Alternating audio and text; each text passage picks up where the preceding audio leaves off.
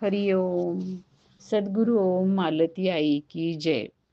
व्रजभूमीतील भक्त कथा मालेत मी अनुप्रिता थत्ते तुम्हा सर्वांचं स्वागत करते. या कथामालेतली 57वी कथा आज आपण ऐकूया. ही कथा आहे श्रीहित स्वामिनी शरणजी व त्यांचे शिष्य श्रीहित संतदास बाबाजी यांची. मुळात ही कथा श्रीहित संतदास बाबाजी यांचीच आहे. हे संतदास बाबाजी साधारण 19व्या शतकाच्या सुरुवातीला वृंदावनाच्या परिक्रमेचा जो मार्ग आहे, 12 घाटच्या थोडंसं पुढे, त्यातील एका बागेमध्ये असलेल्या, वनप्रांतात असलेल्या छत्रीमध्ये हे राहत असत. ते खरं तर मूळचे जम्मू येथे राहणारे होते आणि राधावल्लभ संप्रदायातील गोस्वामी राधालालजी यांच्याकडून त्यांनी मंत्र दीक्षा घेतलेली होती. पुढे श्रीहित स्वामिनी शरणजी यांच्याकडून त्यांनी संन्यास वेश दीक्षा घेतली. हे श्रीहित संतदास बाबाजी फार संत सेवा करणारे होते. संत सेवा हेच ते आपल्या उपासनेचं मुख्य अंग समजत असत. आता यांच्याबद्दल जाणून घेण्याच्या आधी आपण त्यांचे जे गुरु श्रीहित स्वामिनी शरणजी यांच्याबद्दल ऐकूया. या संतदास बाबाजींचे जे गुरु श्रीहित स्वामिनी शरणजी यांचा जन्म काशीच्या जवळ रामगढ येथे झाला. त्यांचे वडील हे रामउपासक असल्यामुळे त्यांच्यावरती लहानपणी रामभक्तीचेच संस्कार झालेले होते. 10व्या वर्षीच इतक्या लहान वयात श्री भगवंताच्या दर्शनाच्या तळमळीने ते घरातून बाहेर पडले आणि भगवंताच्या दर्शनासाठी हिंडू लागले. जवळजवळ 12 वर्ष रामनामाचा जप करत ते वनप्रांतांमध्ये सगळीकडे हिंडत होते. असे हिंडता हिंडता 22व्या वर्षी ते व्रजभूमीला पोचले. तिथे रासलीला पाहून ते फार प्रभावित झाले आणि त्यांच्या हृदयातील श्री रामसीतेची जागा राधाकृष्णाने घेतली. ते आता बरसाना येथे जाऊन राहू लागले आणि भजन भक्ती करू लागले. तिथे ते 12 वर्ष श्रीकृष्ण राधेचं भजन करत होते. बरसाना हे राधाराणीचं ठिकाण आहे. त्यामुळे राधाराणीच्या सान्निध्यामध्ये राहून राहून शेवटी तिचं भजन करत करत राधाराणीच्या चरणाशी त्यांची अनन्य निष्ठा बसली आणि राधावल्लभ संप्रदायामध्ये विधिवत दीक्षा घेऊन राधाराणीची एकांतिक भक्ती करावी अशी त्यांना तीव्र इच्छा झाली. म्हणून राधावल्लभ संप्रदायाचे छोटी सरकार येथील गोस्वामी श्री मोहनलालजी यांच्याकडे ते गेले. कारण त्यांच्याविषयी या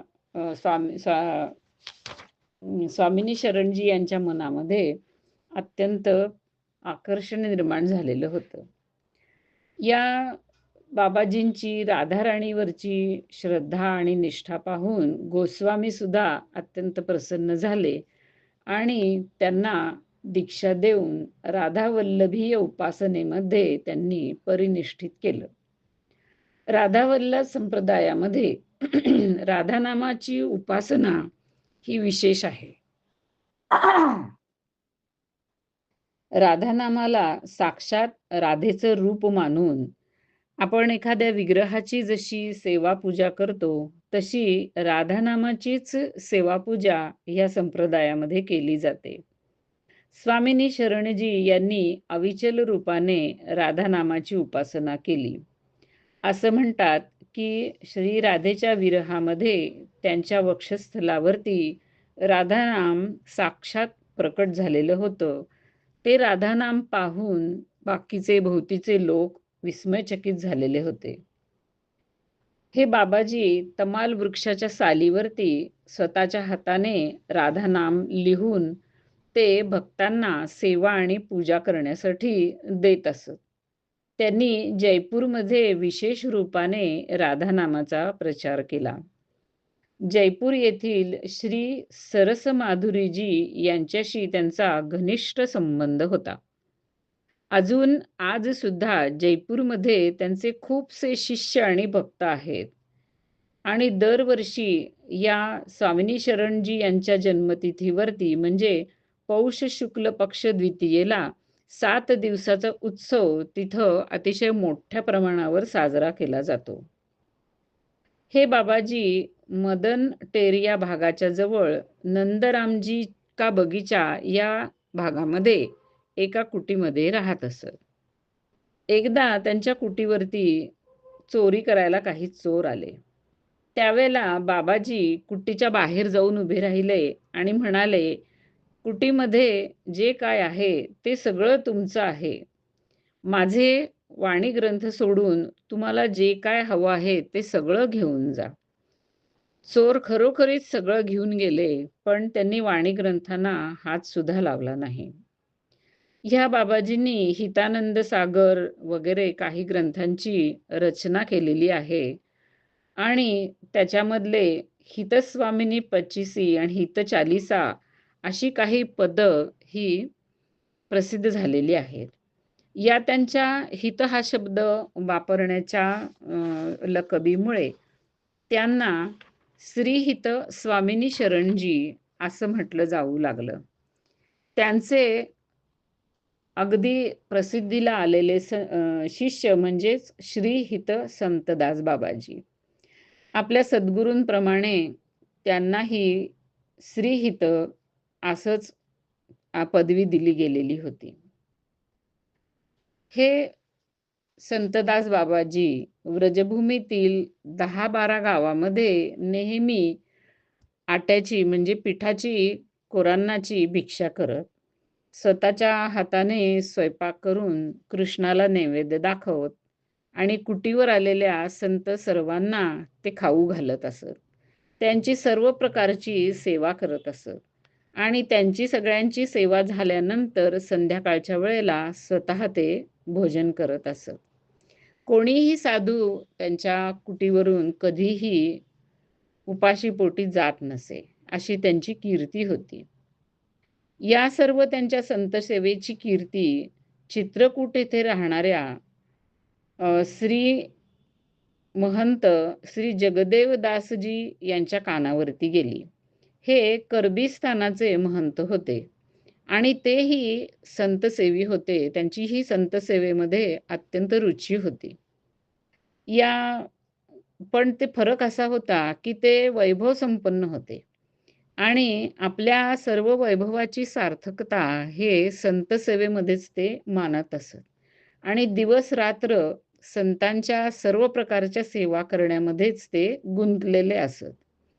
एकदा काही संत वृंदावन येथे परिक्रमा करायला आले. तिथे संतदासजींच्या जवळ काही दिवस ते राहिले आणि त्याच्यानंतर पुन्हा फिरत फिरत ते चित्रकूट येथे पोचले.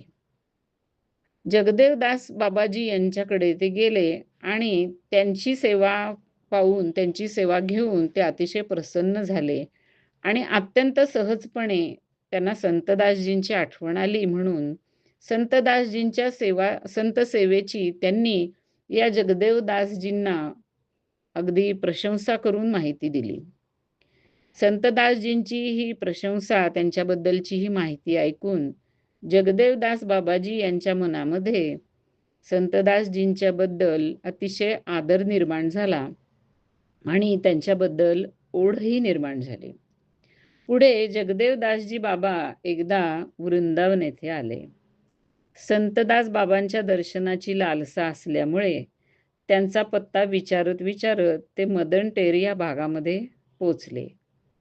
तिथे पोचताच त्यांना एक व्यक्ती दिसली. अगदी दीर्घकाय गौरवर्ण असे एक बाबाजी दिसले. त्यांच्या एका खांद्यावरती एक बांबू होता आणि त्याच्या दोन्ही टोकांना झोळ्या बांधलेल्या होत्या. डोक्यावरती ताकाची हंडी होती. डाव्या हातामध्ये एका दोरीला बांधलेली एक मोळी होती आणि तिला जमिनीवर ठेवून ओढत ओढत घेऊन ते चाललेले होते. जगदेवदास बाबाजींनी त्यांना विचारलं, "इथे संतदास बाबाजी कुठे राहतात?" तेव्हा अत्यंत विनम्रपणे संतदास बाबाजी म्हणाले, "ते इथे जवळच राहतात. चला मी त्यांच्याकडेच घेऊन जातो तुम्हाला." मी संतदास आहे असं सांगितलं नाही. जगदेवदास बाबाजी त्यांच्याबरोबर चालू लागले. थोड्याच अंतरावरती 12 घाट हा भाग आला. तिथे आपल्या छत्रीच्या समोर बाबांनी सगळं सामान ठेवलं आणि अत्यंत विनम्रपणाने ते जगदेवदासजी बाबांना म्हणाले, की थोडा वेळ तुम्ही आता इथं विश्रांती घ्या. मग मी तुम्हाला संतदासजींची भेट करून देतो. जगदेवदासजी तिथे बसले. संतदासांनी आता त्यांना त्यांचं नावगाव विचारलं. तेव्हा ते ऐकल्यावरती संतदास बाबाजींनी या जगदेवदासजींना साष्टांग नमस्कार घातला आणि ते हात जोडून म्हणाले, "अहो भाग्य महाराज, तुमच्या संतनिष्ठेचं आणि संतसेवेचं वर्णन मी खूप ऐकलेलं आहे. तुमची खूप प्रशंसा मी ऐकलेली आहे. आज कोणत्या जन्माचं माझं पुण्य फळाला आलं आणि तुमचं दर्शन मला मिळालं आणि मी कृतार्थ झालो.